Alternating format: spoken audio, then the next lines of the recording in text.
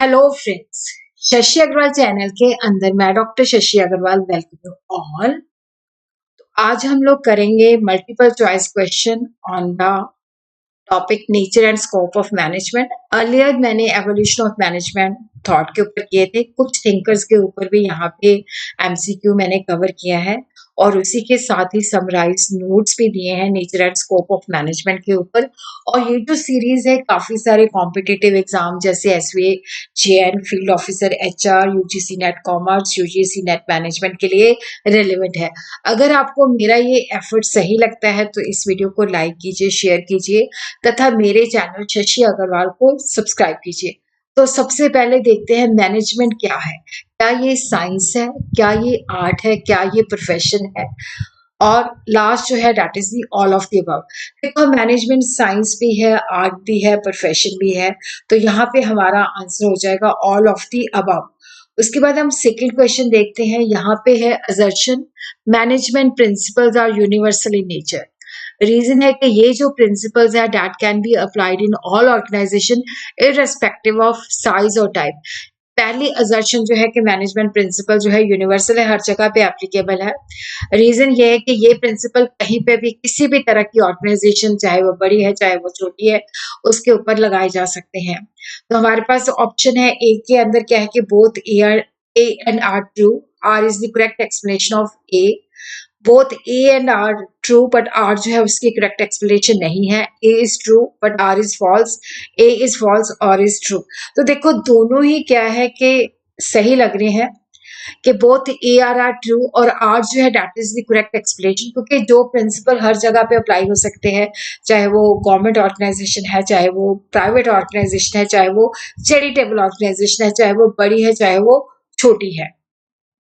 Next question हम देखते हैं कि which of the following is not one of the Fayol's 14 principles of management, unity of command, scalar chain, time study, discipline. तो यहाँ पे हमें पता है कि जो टाइम स्टडी है that was given by Taylor, तो वो फ्यूल के 14 प्रिंसिपल्स में नहीं है। Question number 4 again assertion and reasoning के ऊपर है। Fayol advocated for division of work for improving productivity. Fuel ने कहा कि जो प्रोडक्टिविटी को इन्हांस करना है तो हमें डिवीजन ऑफ वर्क करनी चाहिए, काम को छोटे छोटे हिस्सों में बांटना चाहिए और उसके लिए अलग अलग लोगों को काम देना चाहिए। डिवीजन ऑफ वर्क की वजह से स्पेशलाइजेशन होती है और जिससे एफिशिएंसी होती है। तो फर्स्ट है both A R and true, R is the correct explanation of A. Both A R and true but R जो है that is not the correct explanation. A true है, R is false, A is false, R is true. तो ये first option जो है that is the right, क्योंकि दोनों ही क्या है ट्रू है और आर जो है that is the correct explanation, क्योंकि जब हम डिवीजन ऑफ वर्क करते हैं तो उससे स्पेशलाइजेशन होती है जिससे एफिशिएंसी इनहांस होती है। अगेन जो क्वेश्चन है that is on the assertion and reasoning. Taylor's technique focus on work standardisation and efficiency, कि जो टेलर की टेक्निक्स थी वो वर्क स्टैंडर्डाइजेशन और एफिशिएंसी के ऊपर फोकस करती है। रीजन ये था कि उसके जो प्रिंसिपल है include time study, motion study and differential wage system. तो दोनों ट्रू है, R is the correct explanation. Both A and are true, but R is not the correct explanation of A. A is true, R is false, A is false, R is true. तो यहाँ पे हम देखते हैं कि right option जो है दोनों ही ट्रू है और आर जो है that is the correct explanation of A. Question number 6 जो है हमने मैच करना है। तो यहाँ पे हमें तीन थिंकर बताए हुए हैं, Henry Fayol, F W. Taylor and Elton Mayo, और हमें उनके आगे दिया हुआ है Hawthorne studies, scientific management, administrative theory. तो यहाँ पे हम देखते हैं कि जो हेनरी फ्यूल है वो एडमिनिस्ट्रेटिव के साथ कंसर्न है, एफ.डब्ल्यू. टेलर साइंटिफिक मैनेजमेंट के साथ, एल्टन मेयर जो है हाथोन स्टडीज के अंदर है। तो यहाँ पे हमें ये ऑप्शंस भी दी हुई है, तो यहाँ पे हमारा जो राइट ऑप्शन हो जाएगा that will be A जो है that is 3 administrative theory, F.W. Taylor scientific management, Elton Mayo Hawthorne studies.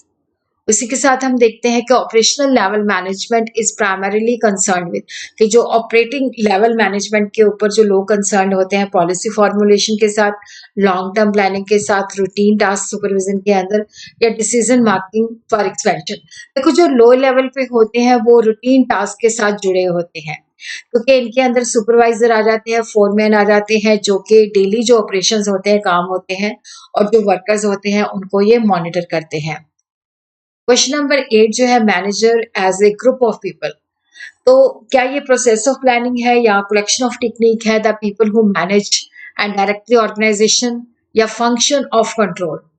तो यहाँ पे हम देखते हैं कि management, the people who manage and direct the organisation. देखो मैनेजमेंट जब इसको हम ग्रुप ऑफ पीपल कहते हैं तो यहाँ पे होते हैं कि मैनेजर एट वेरियस लेवल, चाहे टॉप लेवल है, चाहे मिडिल लेवल है, चाहे लो लेवल है, responsible for planning, organising and directing activities.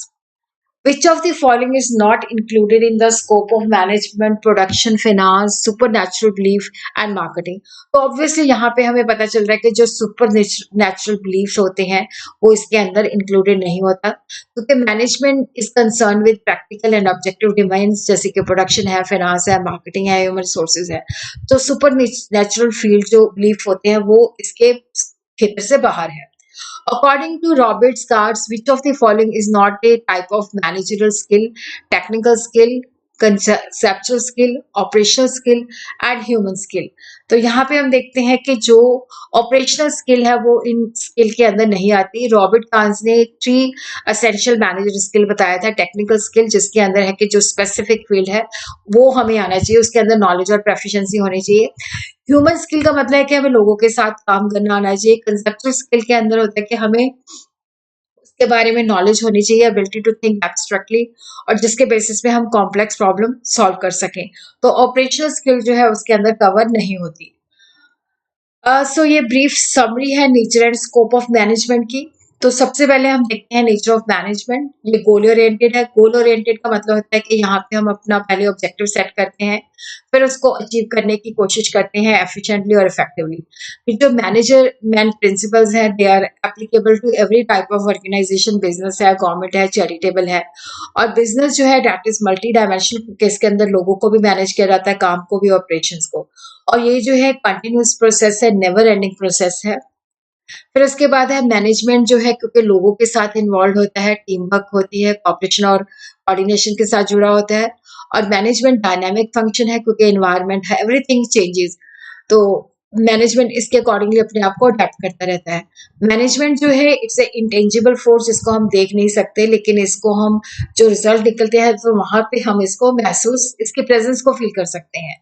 फिर स्कोप ऑफ मैनेजमेंट के अंदर जैसे फंक्शनल एरिया, प्रोडक्शन मैनेजमेंट जिसके अंदर हम प्रोडक्शन एक्टिविटीज की प्लानिंग एंड कंट्रोलिंग करते हैं। मार्केटिंग मैनेजमेंट के अंदर हम कस्टमर की नीड को आइडेंटिफाई करते हैं, सेटिस्फाई करते हैं। फाइनेंशियल मैनेजमेंट फंड्स की प्लानिंग और मैनेजिंग एंड कंट्रोलिंग करता है। ह्यूमन रिसोर्स मैनेजमेंट के अंदर recruitment, selection, training and development आ जाता है।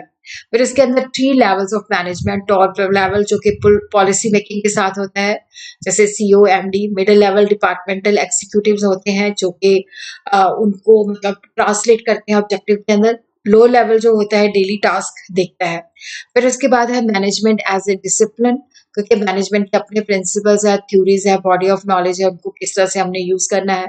तो मैनेजमेंट एज ए प्रोफेशन जिसके अंदर हमें स्पेशलाइज नॉलेज चाहिए और जिसके अंदर हमें फॉर्मल ट्रेनिंग जैसे एमबीए वगैरह की डिग्री चाहिए होती है।